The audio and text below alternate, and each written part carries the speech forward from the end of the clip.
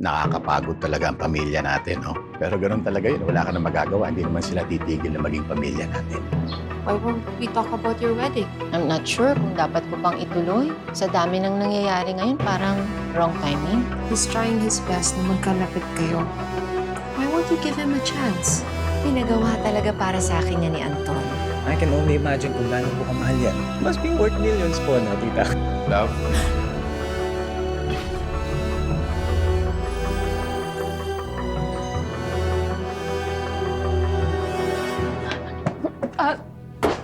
Mang Jose, Naghahanap ka ba ng gamot? yes. Pero okay na. Nakuha ko na po. Mang Jose? Mang Jose, pwede po bang wag niyo na lang panggitin kay Mama na kumuha ako ng gamot?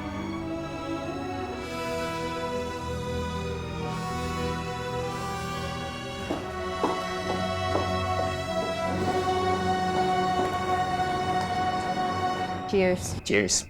Nice.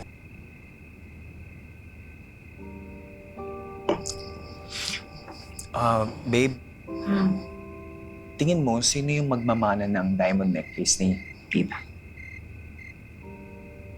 Yung necklace ni Mama's painting? Kasi alam mo, promise, pag sa'yo napunta yun, prenteng-prente ka na sa buhay. Kahit hindi ka na magtrabaho. Siguro kaya ganun na lang kung magpalakas ang mga ate mo sa mama mo, no? Bigay ni Papa yung kay Mama. Ba't naman namin pag-interesan? Alam mo, babe, minsan, mas matimbang ang pera kaysa dugo. Ano ka ba? Nag-aaway nga kami ng mga kapatid ko, pero mga ate ko pa rin yun. Okay. Pero kasi... Sige, look. Kung papapiliin ka sa mga ate mo, sino yung pipiliin mo? Sino yung kakampihan mo? At sino naman yung ipagtatanggol mo? Ano ba namang klaseng tanong yan? Alam mo kasi napapansin ko, babe, para ka lang referee nila eh. Hanggang kailan uubra yun? Alam mo, kailangan dumating sa panahon na kailangan mong mamili. Hindi pwedeng lagi ka nasa gitna lang. Kasi kung tutuusin, mas delikado yung lagi kang nakagitna.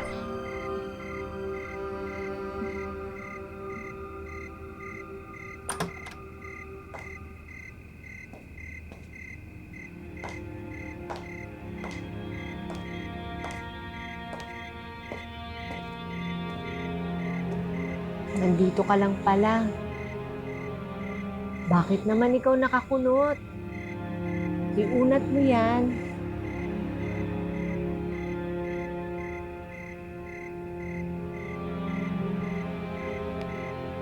May nararamdaman ka ba?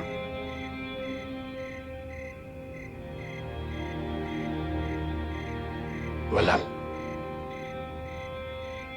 Baka gusto mo ng gamot. Okay lang ako.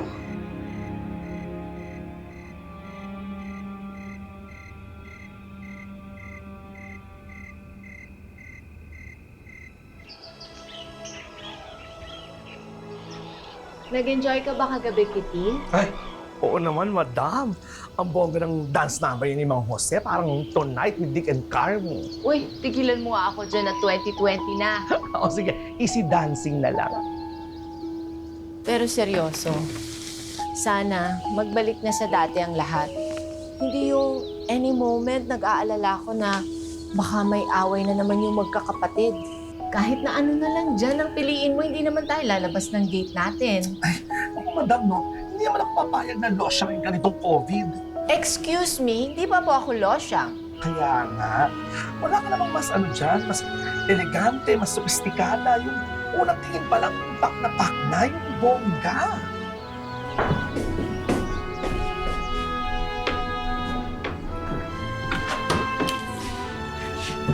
Wow, madam. Hindi mo sinasabi sa akin, may pasubasta ka pala dito. Palagay ko na dito yung hinahanap mo. Ay, parang alam ko na yan. Ayan siguro yung diamond necklace na suot-suot mo doon sa painting sa gallery, no? Ito yan, di ba? Ito ang paborito kong regalo sa akin ni Anton. Grabe, madam. Parang nakakasilaw ang kinang. Napakahalaga nito sa akin, Kitty. May sentimental value ito. Ay, hula ako kung magkano yan. 1 million. 3 million? 5 million? 10. Million? Oo! Wala. Buksan na natin. Teka, madam. Baka naman nasa ilalim lang. Madam, wala din. I'll call you back. I'll call you back. Thank you. I'm sorry. I just had to get an important call. Okay, now we're complete. Gusto kong malaman nyo na hindi ito tungkol sa pera, tungkol ito sa prinsipyo at katapatan.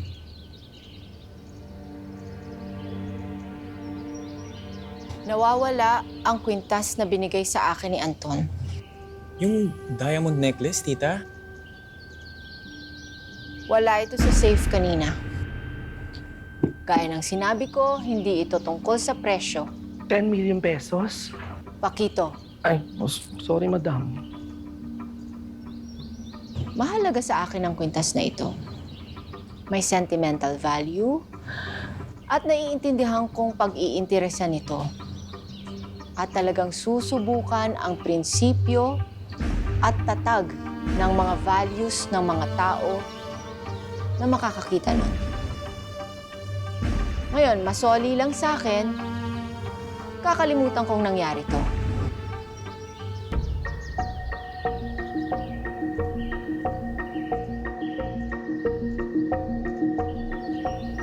Okay, mag-almusal na tayo.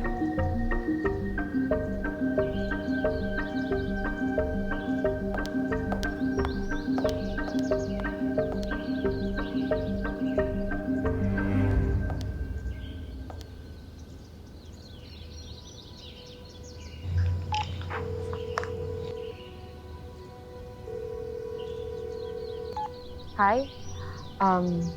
I got your number from a friend. Di ba ikaw yung private investigator? Yes, ma'am. Ano sabi?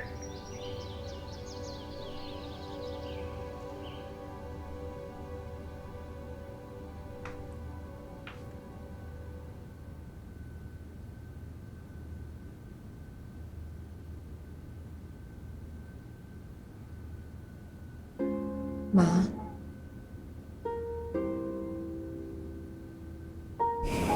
Base sa itsura mo, Ma, mukhang hindi pa nakikita yung kwintas.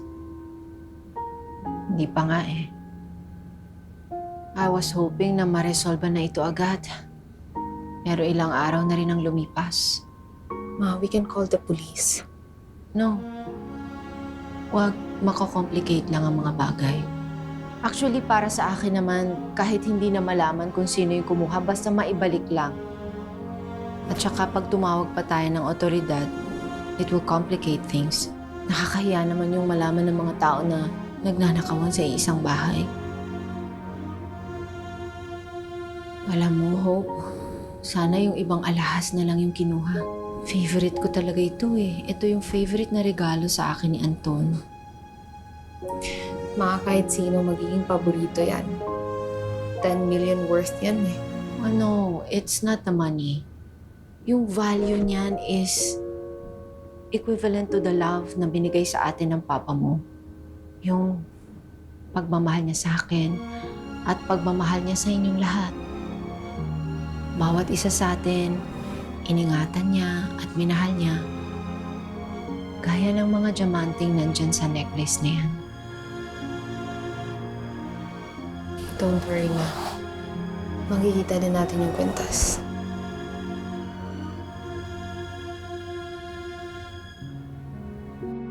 Alam mo dati, lagi tayo namamasyal. Oo. Baka pwede this week, manood naman tayo ng sine kung gusto mo.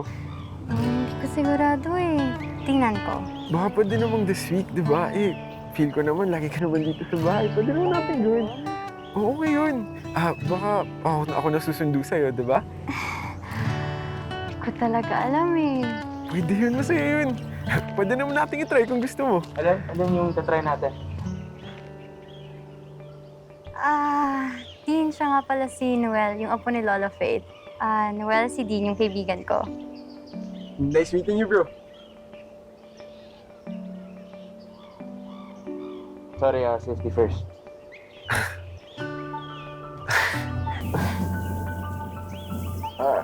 Okay lang, bro. So ano nga? Ano yung try natin? Na-miss ko kasi yung pagsisino namin ni Maylin dati. Kaya naisip kong imbitahan siya sa drive-in sa Pampanga. Oo, pwede natin itry yun. Matapos lang talaga tong lockdown. Oo nga naman, Zino. Lockdown? Ba't ka ba nasa labas? Nag-deliver siya ng bigas. Kasi mas pag siya at may pake siya sa business ng parents niya. Okay? Umorder ba kami? Hindi. Ba't ka nandito? Naisip ko na nandito lang din naman yung street nila Maylin. Bibisita na lang sana ako. Tapos nga ang bisita, di ba? Sige na.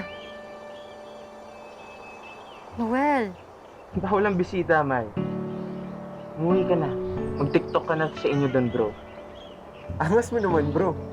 Bakit mo ba binabawalan si Maylin? Hindi ako nagbabawal, ha. Sa barangay ka magsumbong, sila nagbawal. Teka, sino ka ba? Ano ka ba ni Maylin? tama na. Sige na, Dean. Bukas na lang tayo mag-usap. Hindi ka na.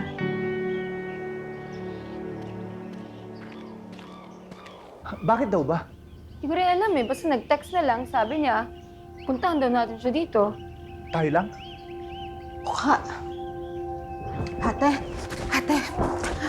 alam ko na kung sino kumuha ng kwintas. Sino? Si Alex. What? Pero may pruweba na ba tayo? Eh di tanungin natin si Joy. Hingi tayo ng tulong sa kanya. I mean, we're doing this for our mom, di ba? Para Ewan ko kung wala tayong pruweba, mahirap pa kampihin sa atin si Joy. Alam mo namang boyfriend niya yun. Bakit? Kanino ako kakampi? Joy, sa tingin namin si Alex ang kumuha ng kwintas. Ano? Ate, alam ko naman na simula pa lang ayaw mo na talaga kay Alex. Pero ito, seryosong bintang yan. Anong pruweba niyo? Wala, Pero judgmental kayo. Andudumi niyo mag-isip. Pero Joy, nakita rin kasi namin siya na sobrang interesado sa kwintas. yeah, and biglang one day nawala yung kwintas. Joy, come on, think about it. Alam niyo, hindi ko na alam kung bakit kayo ganyan. Joy!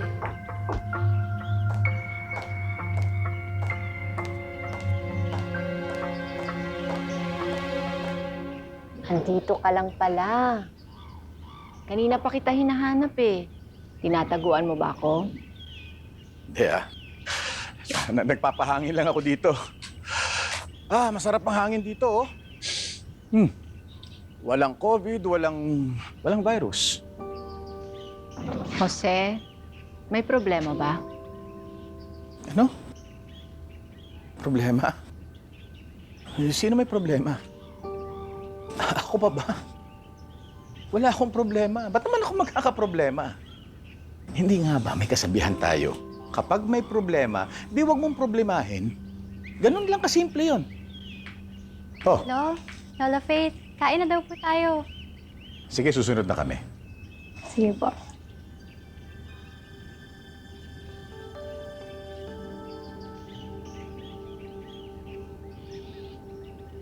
Halika, kumain na tayo.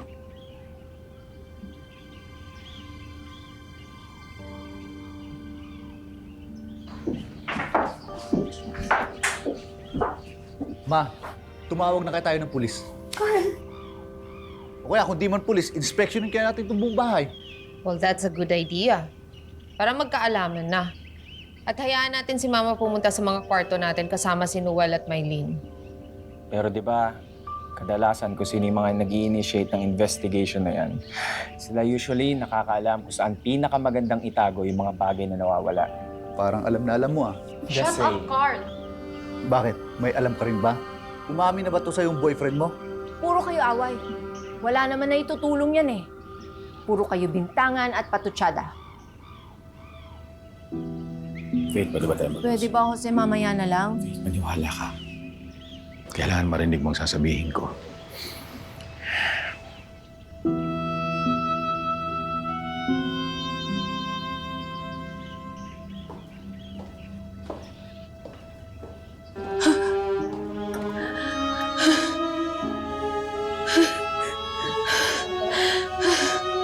Ate! Love. Ate, sandali! Ate! Ate! Ate! Ate! Ate! Wait! Ate! Please! Nakita ba yung necklace? Pinakasama yung sale. What? Ano? Ate! Jose! Ano ba? Sasabihin mo na ba sa akin? Kanina pa tayo paikot-ikot dito eh. Why?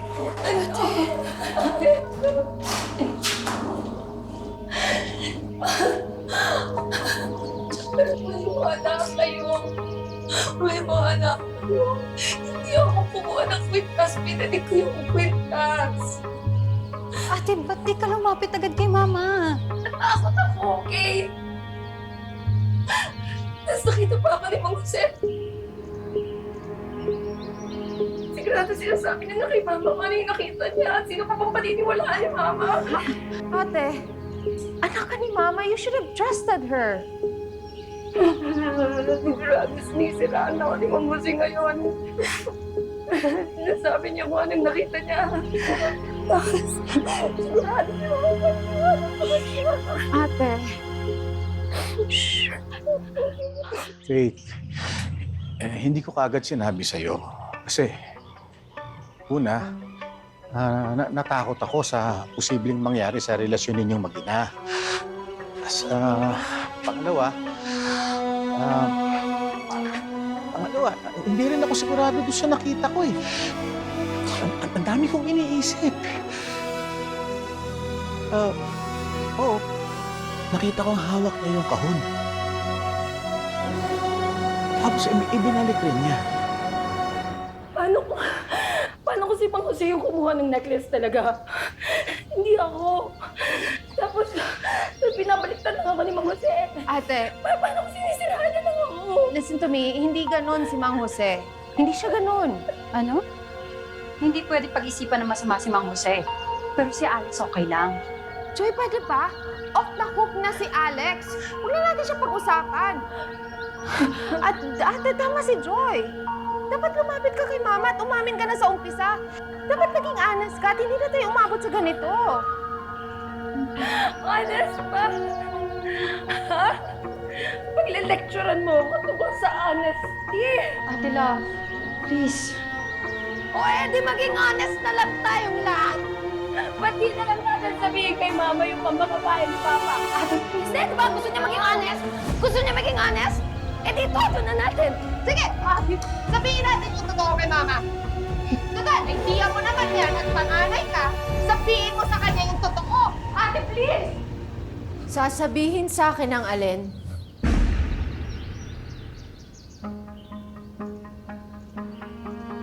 Love? Joy? Hope? Nandito na ako. Pwede niyo nang sabihin.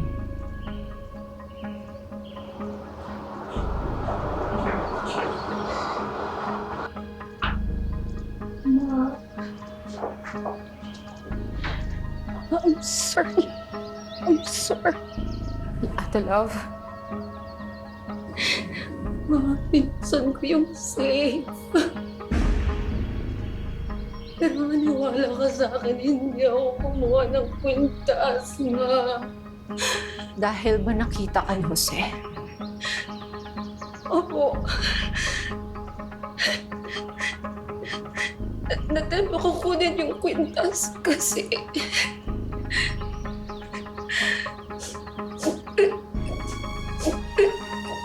Kasi nangangailangan ako ng malaking pera. Hindi ko na alam sa kukuha. Desperado na ako. Ma, believe me. Please. Nanayag yung konsensya ko at ma, hindi mo ako pinalaki ng gano'n. Ma, please, ma. Hindi ko kukunin yung necklace. I'm so sorry. Sana sinabi ko na sa'yo bakit ba hindi ko umabot sa ganito. I'm sorry, Mama.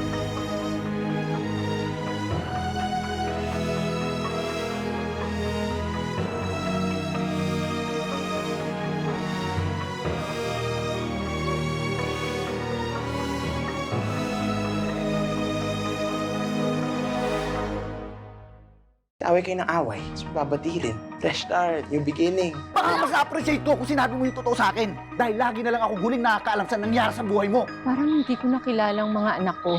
Ako ang puno, pero bakit parang iba yung bunga? Ate, panatag ang loob ko kay Mang Jose dahil kilala na natin siya. Pero hindi ko maiwasan na umira lang pagka-businesswoman ko. Kaya nag-hire ako ng private investigator. Ngayon, sabihin niyo sa akin kung wala talaga siyang interes sa pera ni Mama. Kanina ko pa kayo hinahanap.